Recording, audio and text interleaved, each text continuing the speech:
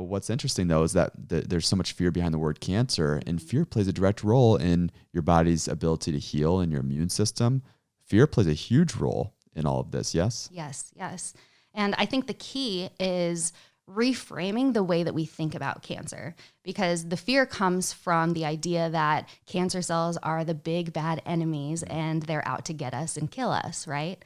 But if we can approach a cancer cell as a natural part of our body that is actually working in our favor, cancer is an immune response.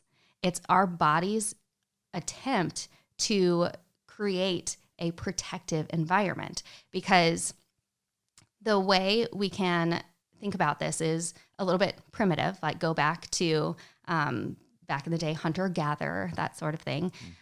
When we have cells that are turning over in our bodies, cells die every single day. I think it's every 7 years or so, all of the different organs in your body, you have a new set. You're a new person.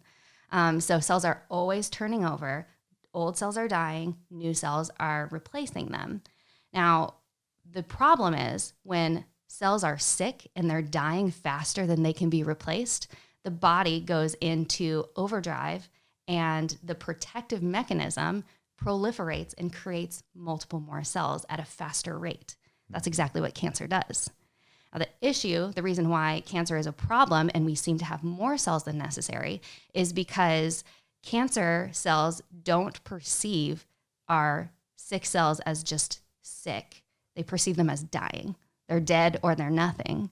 So when we introduce things into our environment that cause chronic disease and chronic sickness in our cells are supposed to be dying off and turning over at a faster rate, but they're just chronically sick. They're not dead yet.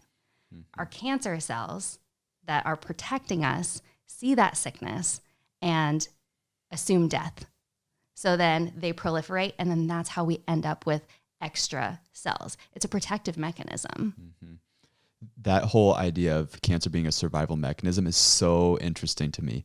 You think about how that does fit in with other things that we know about the body, always trying to keep us alive, for the greater good, for our own bodies. Think about gout. Gout. Why does gout affect the big toe? Because it's cardiotoxic. So those crystals are. So what would innately the body do is push away those crystals as far away from the heart as possible. Where is the furthest point away from the heart? The big toe. The big toe, right? Yeah. And, cancer being a survival mechanism, I mean, just think about this. Think about if you were to lift heavy weights, or you're on a job and you're using your hands a lot and you get blisters, right? And what happens, those blisters, is eventually if you keep using it, they callus over. Well, what were to happen if our hands were not to callus over? What happened? It would go down to the bone. Right. Well, again, that's a smart mechanism. Your body's actually putting a layer of protection there to keep you from hurting yourself. Well, what I hear you saying is cancer's a survival mechanism, still the body trying to do the right thing at the right time to keep you alive longer. Yes, exactly. And that's why cancer is a chronic disease. It's not an acute condition. You don't wake up with cancer one day. It builds over time, and it builds because of our lifestyle. A lot of the time we have chronic exposure to toxins and chemicals in our environment, carcinogens that cause damage to our cells and cause them to be sick. We eat inflammatory foods and have chronic inflammation in our body. That is a chronic low-level sickness that cancer cells are going to attack. So a lot of these things we can choose in our lifestyle to clean up our environment, to clean up our nutrition, and support healthy cells, healthy turnover of cells as well, so that we don't have this imbalance and our bodies can achieve that homeostasis.